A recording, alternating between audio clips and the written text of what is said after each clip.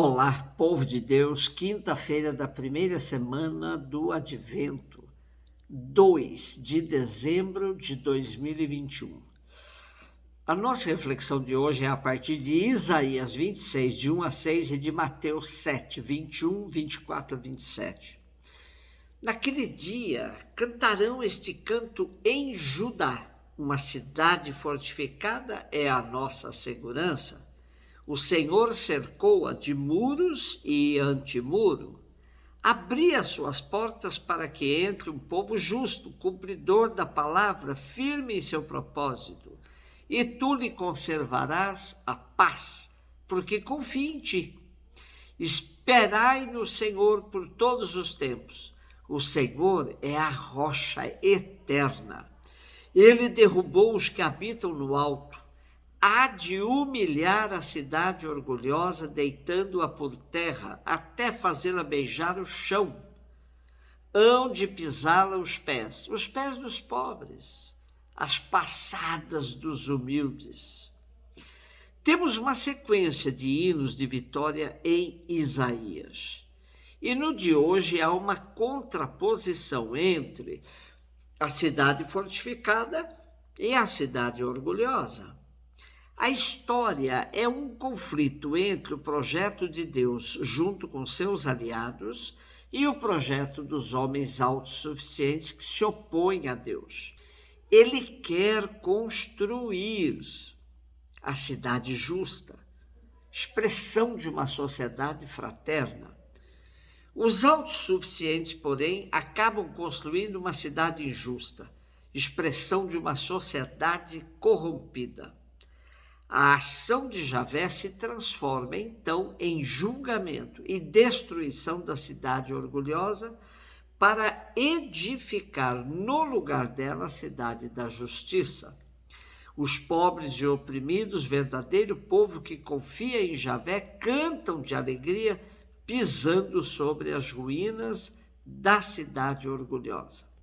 A esperança do povo é que Deus faça justiça na história, para que os pobres e oprimidos possam ter um alívio na sua dor e aflição. Era tempo de miséria e opressão, tempo em que os que mandavam não tinham qualquer sensibilidade com o sofrimento do povo. Aqueles que praticavam a justiça e cumpriam a palavra do Senhor com firmeza em seus propósitos, recebem do profeta uma carga de esperança para que não esmoreçam. Está aí a função do profeta, que com destemor denuncia a injustiça dos grandes e anuncia com esperança a possibilidade de superação de todos aqueles que são descartados da sociedade. Mateus 7, 21, 24 e 27. Disse Jesus aos seus discípulos: nem todo aquele que me diz Senhor, Senhor, entrará no reino dos céus, mas os que põem em prática a vontade de meu Pai que está nos céus.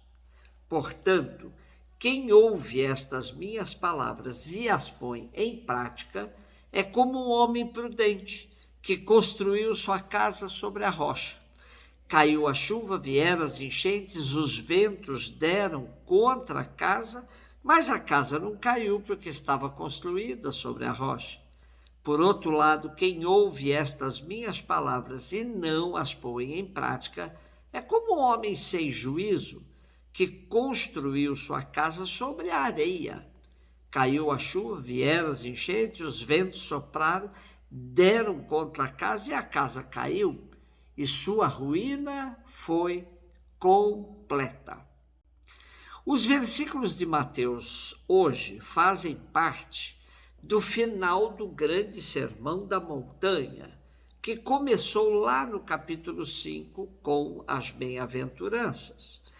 Depois de todos os ensinamentos de Jesus, agora temos como que uma conclusão, alertando que de nada adianta ficar gritando Senhor, Senhor, se não se põe em prática verdadeiramente tudo o que acabaram de ouvir. A vontade do Pai foi sendo explicitada por Jesus desde o começo do longo discurso no capítulo 5. Os dois tipos de homem, o prudente e o sem juízo, se equiparam aos habitantes das duas cidades descritas por Isaías na primeira leitura. Essa comparação de Jesus se inscreve na literatura sapiencial, onde são apresentados dois caminhos, um que conduz à justiça e à vida e outro que leva à destruição e à morte. Essa perspectiva está presente também no livro do Deuteronômio, quando diz: eis que hoje eu ponho diante de vós a bênção e a maldição.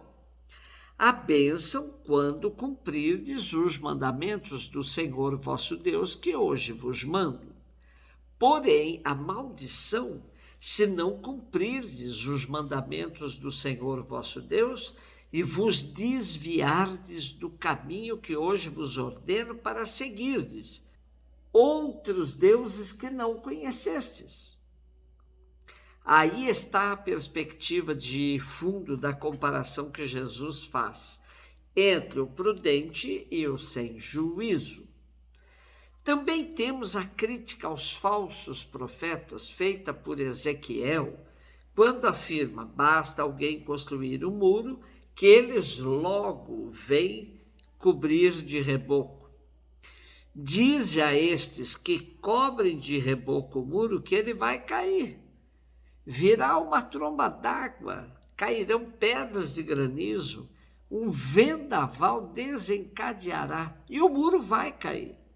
Isso é dito por Ezequiel, porque os falsos profetas viviam falando em nome do Senhor, mas gostavam de cobrir de reboco as injustiças praticadas pelos grandes.